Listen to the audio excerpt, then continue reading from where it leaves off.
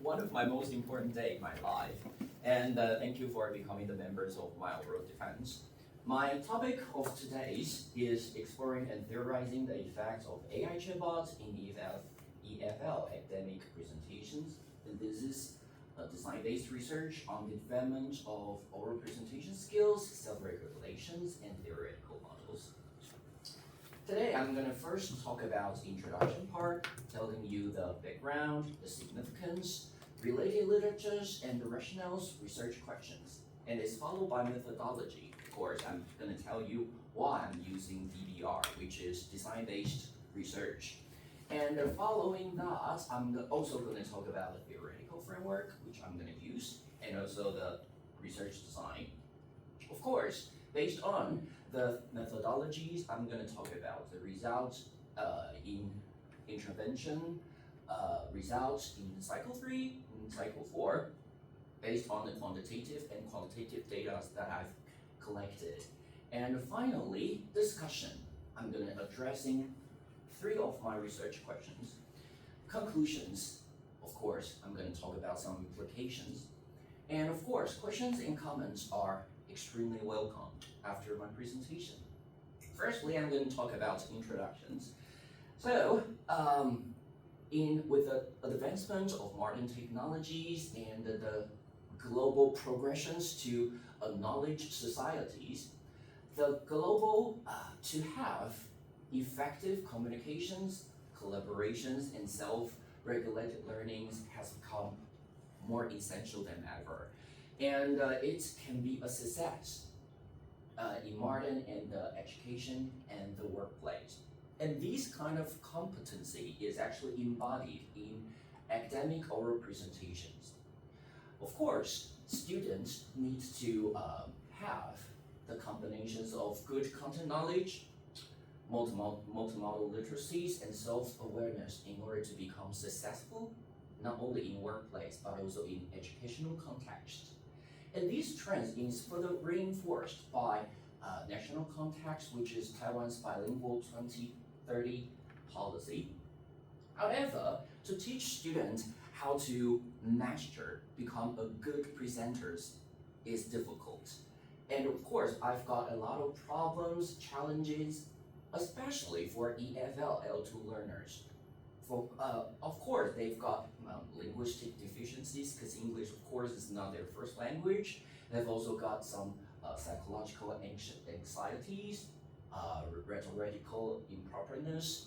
Simply, they will use their written text in order to read it, right? And misuse of visual design.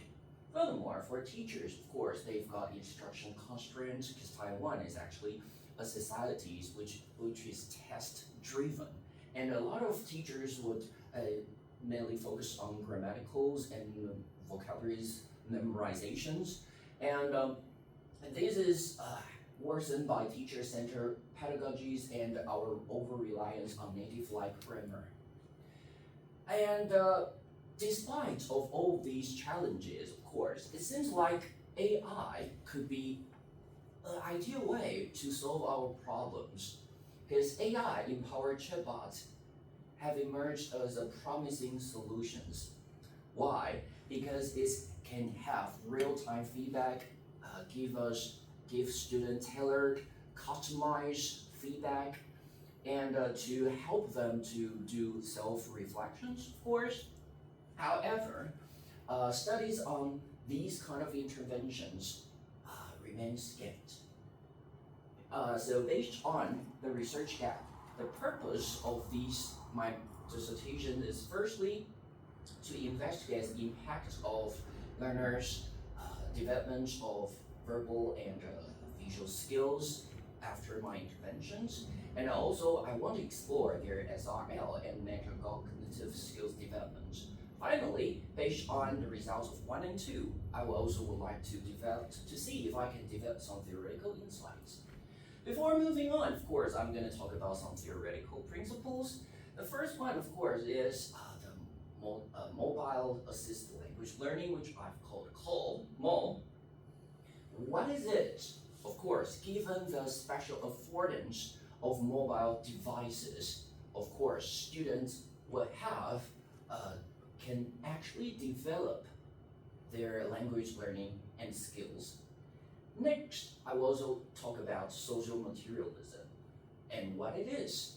Actually, researchers has argued that learning is like an entanglement between human and non-human entities. And because of these distributed agencies, it's actually among human and non-human tools. Right. Next, let's move on to Mayer's cognitive theories of multimedia learning. And it refers to that learning occurs by actively selecting, organizing, and integrating visuals and auditory informations. But it is only with limited processing. So what does it mean? It means that when presenting, it's better to offer a dual channel information with information in order to help your audience to better understand what you're talking about, right? So the use of both verbal and visual communications tools are like vitally important. Next, the final one is the self-regulated learning. What does it mean? It means that the active regulations of cognitive and metacognitive behaviors, and of course, it can happen individually, within group, or between groups. Right, so based on these theoretical principles, of course, I would like to propose 3 research questions. Of course, how does my intervention affect my students' verbal and visual communication skills? And how does these interventions affect learners' self-regulated learning behaviors? Based on the results of question 1 and 2, I wonder if there are any identified theoretical components. If yes, okay, so what special theoretical perspective could be developed? Right, let's move on to part 2, which is methodology. So, why DBR? Why design-based research? But not other methodology? Because AI support learning environments are considered to be very, very complicated. And it can be due to its adaptive, context-dependent variables. And of course, it required iterative or recursive cycles in order to better test and refine our pedagogy to maximize or to ensure the pedagogical effectiveness. So there are four stages of DBR. The first one is, of course, to identify the problems. Secondly, we need to develop prototype solutions, which is theoretical driven. Thirdly, we're gonna test it with 2 or 3 cycles. And finally, we would like to reflect on it in order to develop, if possible, to develop design principles or optimize the solutions. All right, so the framework which I developed or adapt is AI integrated self-social regulated flipped learning, right? So due to the affordance of mobile technology, of course, I asked students to do some pre-class activities with the purpose to, of course, to help them to learn before class and to do goal setting. Following the pre-class activities in class, students will actually apply what they've learned. They've actually learned with their teachers, they've learned with their peers, they've actually applied what they've learned. And finally, after class, they would also to consolidate what they've learned and to review. And furthermore, to see if their goals are attained. Right, and next, let's talk about my research design. So in my schools, which is National University of Science and Technology in Southern Taiwan, I've recruited 29 undergraduate students from diverse disciplines, and their English proficiencies ranged from A2 to B2 according to the CFR language framework. And they've also volunteers to attend my class, which is an elective class with the names Multimedia, Assisted English Oral Presentations and Communications. And of course, they are expected to develop their verbal and visual communication skills. All right, and of course, thank you, Professor Wu, that we've developed EOPA4. But what is so special about EOPA4? Firstly, it got real-time customized responses. And of course, it got good multimedia scaffoldings, which students can learn from the videos. And after they watch their videos, they can reflect on their understanding to see if they really understand what the context. And finally, they can log into Google Forms in order to check their understanding one more time. Oh, and this is based on a RAG model, which is a trivial augmented generations. And by this, we can diminish the possibilities of AI hallucination. All right, and this is actually the videos which I recorded. Let's see how this work. Oh, okay, so maybe we can watch it after my presentation. Okay. All right, and next what I want to emphasize is that these chatbots has a very special features, which is what we call reflection, right? But what is so special about these reflection functions? So actually, students can reflect on what they're learning while interacting with EOPA4. So for example, they will ask students questions, and students will reflect what they've learned, and they will be graded like immediately, right? For example, 4 scores is 5. So if they've got a 4 out of 5, of course, it's a pretty nice scores, right? And after these interactions, they will get what we call a final grade or scores in order to see overall what their performance overall. Okay, and there is another videos, so probably we can watch it after my presentations. All right. And in addition to EOPA4, I've also used a reading coach, which is a great product by Microsoft, and it got customers' feedback, and it can help students to practice their mispronounced word. And also, it's even better. It's got a syllable breakings, so students can practice what I've learned, the errors, the mispronunciation errors. And these is color reminders to help them to, analyze what their mispronunciation errors. All right, and next, instruments. Actually, my research is actually based on triangulated data, both quantitative and qualitative. In terms of quantitative, I use pre-test and post-test. And of course, I also used questionnaires in order to evaluate students' ideas. And also, in terms of quantitative data, I've conducted semi-structured interviews. I also analyze students' presentation work. I also invite another teachers from my university to observe my class. And finally, and the most importantly, I also analyze students' EOPA interaction log and their reading coach learning history. Basically, my research can be divided into 4 cycles.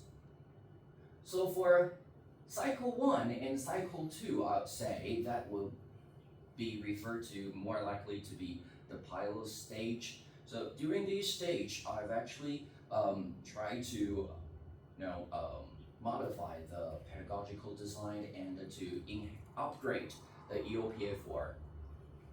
And in cycle 3 and cycle 4, which is the official test cycles, and of course it got 2 stages of AI ISFL, and after the refinement, finally I've got ISL version number 4.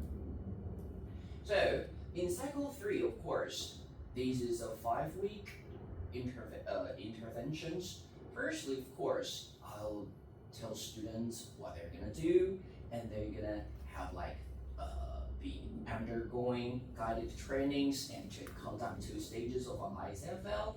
And week 5, they're gonna have like 3 minutes video presentations, and they're gonna have another questionnaire. And cycle 4 is actually conducted after cycle 3. Of course, an action plan is conducted, and based on the action plan, the same interventions is repeated in cycle 4 again. Right, let's see the results, shall we? And it's good to see that between in cycle 3, between test 4 and 5, students have made significant progress in terms of their visuals and the verbal communication skills. However, it's worth noting that students still got struggling with their meaningless repetition, right?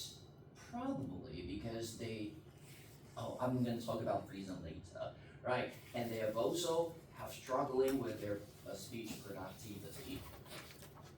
And let's see how this happened. What makes them, make their development of verbal and visual skills.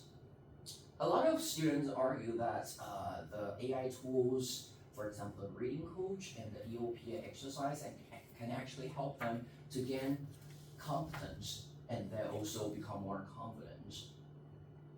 Right, and building on the results, when we want to analyze students, presentation work, we can also find that students has demonstrated in the use of more diversified use of persuasive strategies, and they're also good at conveying like evidence-based arguments, and also they've got more advanced skills in multimodal orchestrations and focal point skills, for example, like layerings and maskings, right?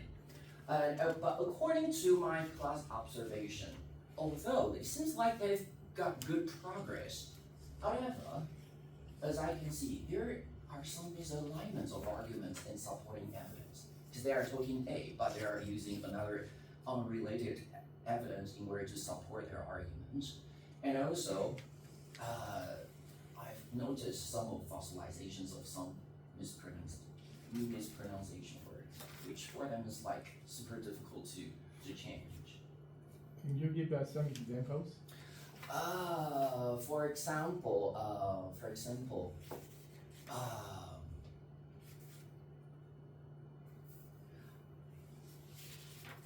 Later. okay, later. Thank you. All right.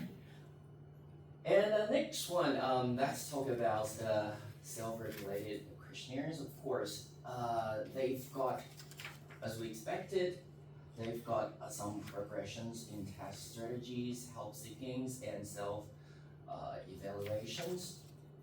And students think that with the help of AI tools of some self-reflected checklists or the WSQRI activities can actually help them to reflect on what they've been learning. And according to EOP interaction log, we can definitely find that students have demonstrated a variety of presentation strategies, as well as they've demonstrated that they can actually use, metacognitive scaffoldings in order to, better evaluate and reflect on their learning. Right, and finally about the reading coach learning histories. As we can probably see that there are 4 practice tests, of course, and from practice test 2 to practice test 3, students' accuracy rates declined. Why? Probably it's because the difficulties of my presentations task has been growing up. So it's obviously they have difficulties, upgradings or developed their accuracy rates. But here, as we can see from practice 3 to practice 4, their practice time increase, which can be considered as a regulatory process in which they increase their practice time in order to have a better accuracy rate. All right. And of course, the story is not always happy, right? Students, of course, has a lot of challenges and difficulties. And one of the most important one is they have some technicals and usabilities problems. Because some of students may think the EOPA4 is sometimes very unfriendly, slow, and need for better. Sometimes it provides irrelevant responses. And for LPA organizations and visual explanations, and some of students, of course, even though they've got some improvements in terms of their verbal skills, but I would definitely want to see their demonstration of some verbal range to demonstrate better pronunciations, pause, intonations, and body language, of course, right? So I incorporate impersonation task devised by Professor Chen, right? And incorporate guided videos based adaptations. So they will record themselves to further analyze this in order to see if they've got good progress or not, right? And there's our more authentic experts videos provided, and there's also templates provided in order for them to follow. And how about cognitive skills improvement? And here, I think, so if students are arranged in big groups, for example, like 5 or 6 people, they started to get bored, and sometimes some of free riders may arise. So here in my class, I would like to use small groups, triads, to help them to do like peer rehearsal first before the big, project, right? And I also orchestrate socially regulated learning activities such as the expert jigsaw activities. So this is how it works. So after students' presentations, I will arrange students into different groups, and for each one, they will be responsible for certain criteria of the oral presentations. For example, group A will be responsible for pronunciations. Group B will be responsible for example, body language, and they will discuss with shared goals and standard. After they're discussed, they will provide the presenters with comments. And also, some students will definitely need to, they complain about they've under a great amount of stress, especially during the midterm examination, right? That kind of period.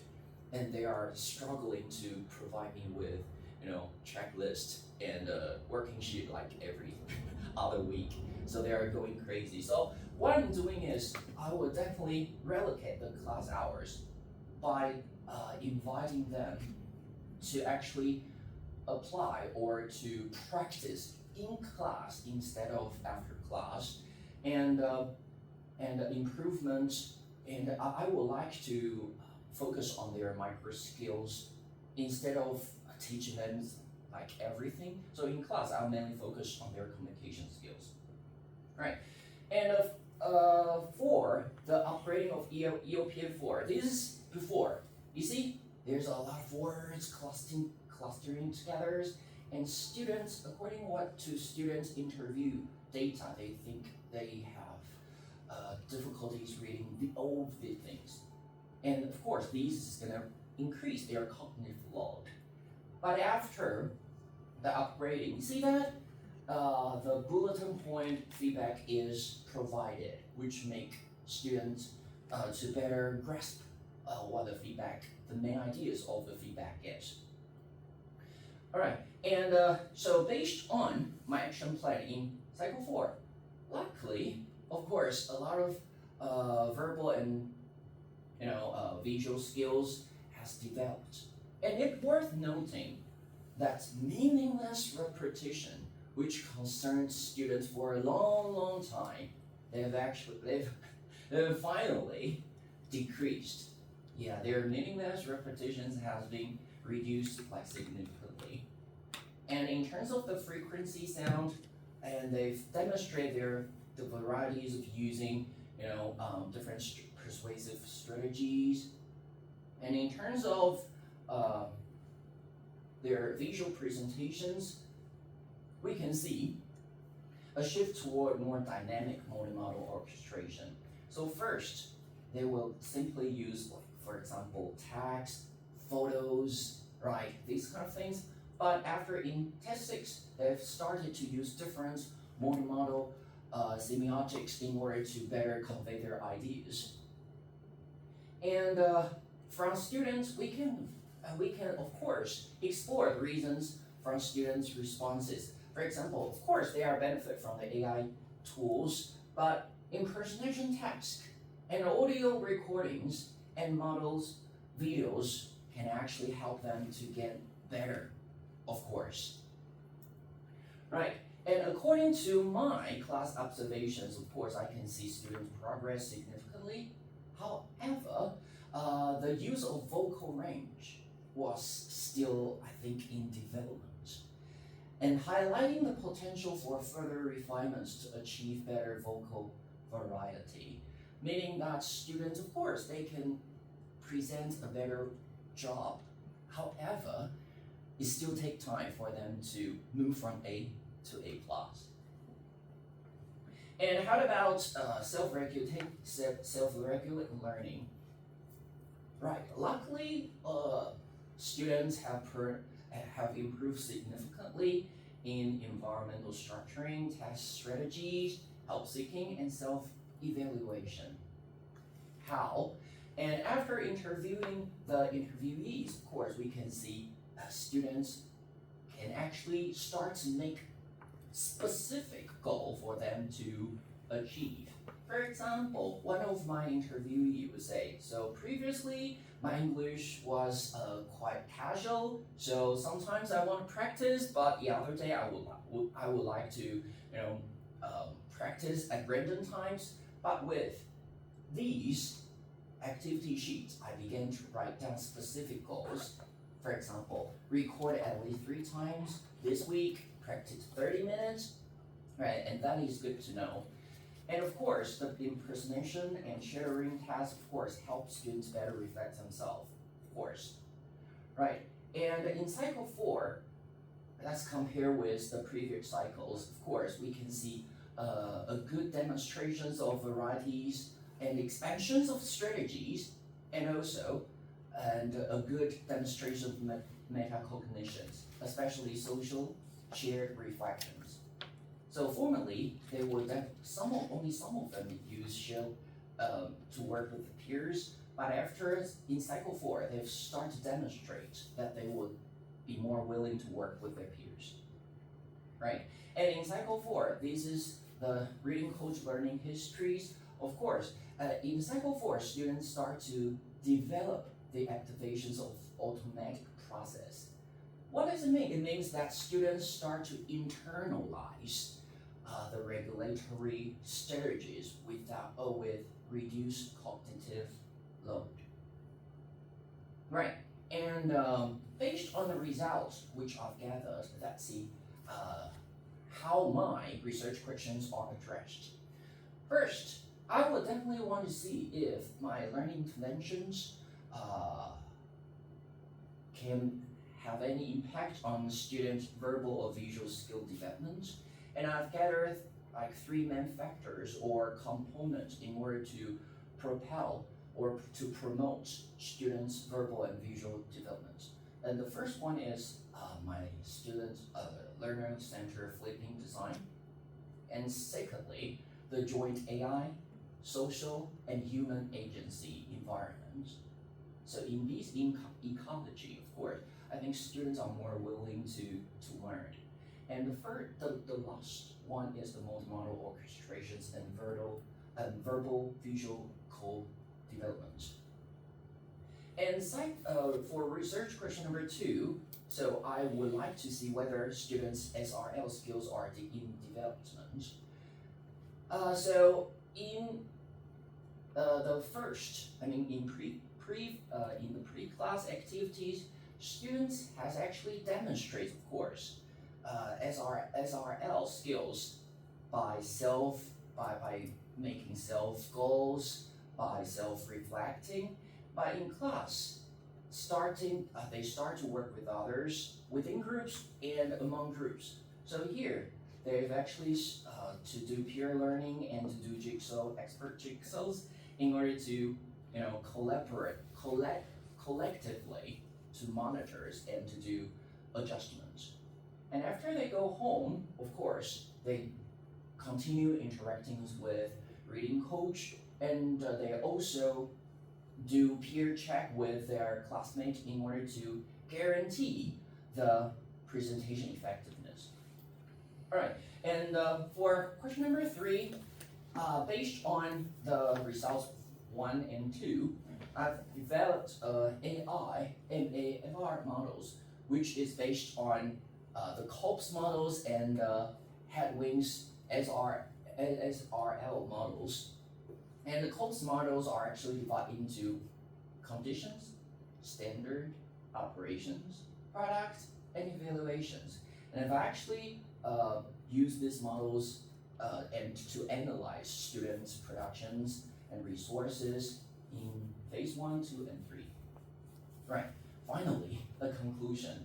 So hopefully my research could shed some light in the field for instructors, researchers, and instruction designers. For instructors, they can probably implement the models and use the jigsaws activities to further facilitate social shared regulations and multimodal synergies. And for researchers, of course, they can validate AI MAFR models' efficiency and sustainabilities across another discipline, or they can develop a quasi-experiment design in order to compare with to do some comparison. And finally, for instructional designers, and I would like them to create more social material scaffolds, for example, the checklist, to bring the interaction between human and AI, right? And to actually make our students transferring from passive recipients into active, reflective learners, and that's our goals as a teachers. All right. So thank you so much for your listening.